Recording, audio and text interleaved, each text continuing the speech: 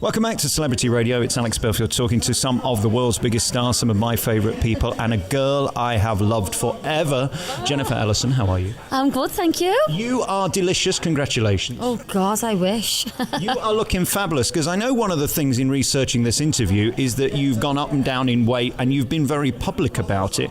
It's very brave of you. Why do you need to do that? Because, I mean, you've always been stunning and you're still stunning. I think basically when people take pictures of you and they notice such a change, then it kind of becomes, a focal point. And because I've had 3 babies in quite a short period of time, the press kind of homed in on it. I'm someone who was known for being on the front of men's mags and stuff like that, and for, kind of celebrate and kind of, what a, being a model and stuff like that. So once I did gain weight, it got everyone's attention and the press did home in on it. It's not something I'm embarrassed about. I've got 3 gorgeous little boys and they came first before going to the gym. And I was very happily married, and everyone knows when you're happy and you're content, the weight creeps on. Well, it's a good sign, isn't it? I mean, I've had weight battles as well. I was 18 stone at one point. I'm the lowest I've ever been, and it's a battle every day. Is your day consumed like mine by what I can't eat more than what I can? What I try to do is try and be good Monday to Friday and then have a little break of a weekend, because I do think it's important to be normal as well and not be obsessed with it and let it control you. I did have to make serious changes. I did cut things out. I did go to the gym. I do train 5 times a week. And that kind of training with a PT 5 times helps me not be as strict with my diet. But yeah, it's hard work. And I'm one of these people that, since I've stopped the level of dancing that I was doing, it just creeps on. I only have to look at a donut and it's literally underneath my chin. I think the last time we spoke was in Chicago. I mean, and in those days you had to be an athlete to get through that show. And as you say, then you have babies and there's bigger priorities and frankly more important things than standing on a stage entertaining people.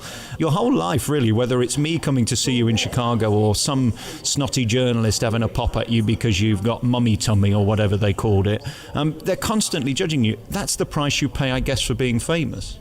Yeah, and what you've got to do is you've got to take the goods with the bad, and we have a job doing things that we absolutely love. Sometimes we can be paid very well for it, and you've got to accept that while you'll sell an interview or sell photographs of yourself, that people are going to have an interest, and then when you don't look great, when you don't look good, when you're having a bad day, they still want to know about you. So it's just one of those things that I've never ever kind of got upset over. It's something that I've kind of took on my stride, and I was in Brookside when I was 12, so it's something that I've grown up with as well. So yeah, I've got to take with the rough with the smooth. You've never known another life in a way. You've always been in show business and you are remarkably talented. And I suppose that's great at this point, that you've got the family life, which is great, and then you've got your professional life. And here we're sat at the Winter Gardens in Blackpool. You're coming here this Christmas. I think it's from the 18th of December through the 8th of January in Peter Pan. And again, it might be one of the biggest roles of your career because it seems like they're building this whole show around you. Yeah, I think, we've got a great cast, and I think what the amazing thing is the writer is really passionate about bringing us to the roles. That's obviously why, Hook's a woman and stuff, because she wants to get a bit of grit into the character, a bit of depth into the character, which is really exciting from our point of view, because normally when you do a panto, it's just she's behind you, and whereas this is more of a musical and more of a showcase, really. So it's really exciting that way, and I'm really looking forward to playing a role that I've never played before and to really get my teeth into it. Because this is switching it around, isn't it? Because Peter Pan's normally played by a girl and Hook's a man, and that's the opposite in this production. Yeah, it's the complete opposite. So it's going to be interesting, and I'm about 6 foot smaller than Peter Pan, so I don't know how that's going to work. I'm going to be looking up to him, but yeah, it's going to be it's going to be exciting. And I guess Hook is still the baddie, so therefore that's a change for you as well, because you've always been the beautiful glamour puss in the show, whether it be the fairy godmother flying in or whatever. So this is completely different for you. Yeah, it is completely different. I have played Wicked Queen once and I absolutely loved it. I'd go out on the school shows in the morning and the kids would be like going bright red, the veins would be popping out the heads, and I'd just like, the show would go on for like 20 minutes longer because I'd just be winding them up. I absolutely love it. Seeing little ones get so lost in theatre is like amazing for me, and it's something that I get a real kick out, being a mum as well. Seeing these little kids they've all come with the teacher, they're all sat on the chairs, they can't see over the chairs and they're just getting so lost in the show. It's like, I have a ball with it. I love it. I was watching that documentary about a year or so ago, and it showed what passion you have for the next generation of performer. There's something very selfless in that, in giving your time to others when you could be just focusing on yourself. That means a lot to you, to give something back, doesn't it? Yeah, 100%. I've opened recently a school, and now we've got a college, Performing Arts College, where we deliver the BTEC level 3.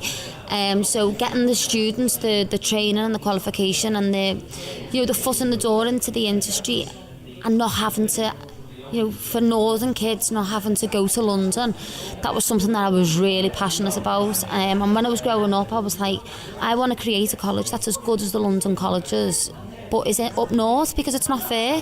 We all have to, not only have to find the expense and the money for the leotard, the dance shoes, everything, but we have to like find accommodation in London.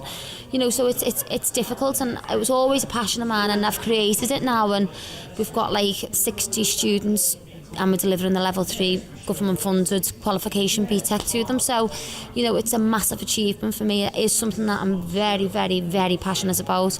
We've just won 68 gold medals at the Dance World Cup.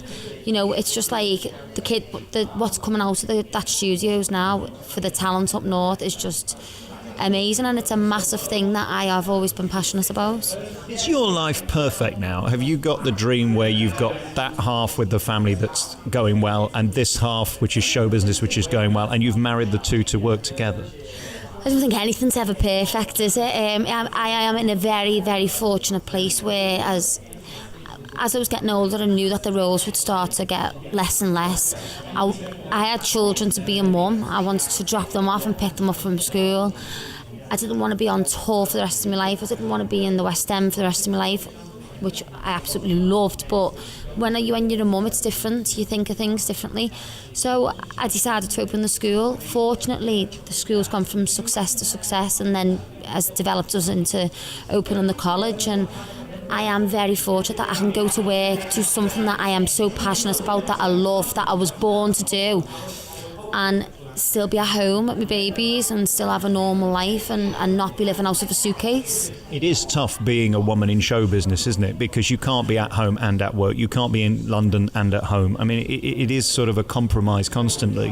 When we look at the beginning of your career, I mean, and you were the pin-up. You were it, weren't you, for a while? You were the girl that the papers loved to put in.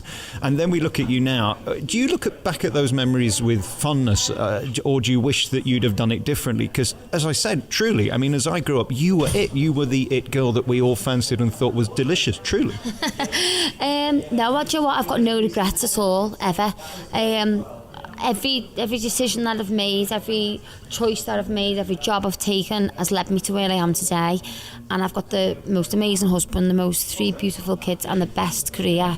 And if things would have taken a slightly different direction, and I would have ended up focusing more on acting and moving to America, who knows where I'd be, and I don't think I could be as happy. So I don't regret one single thing. People say, do you regret doing the magazine shoots because you could have done more straight acting? No, I don't, because those magazine shoots brought me a lovely home. They brought me, the best quality of life.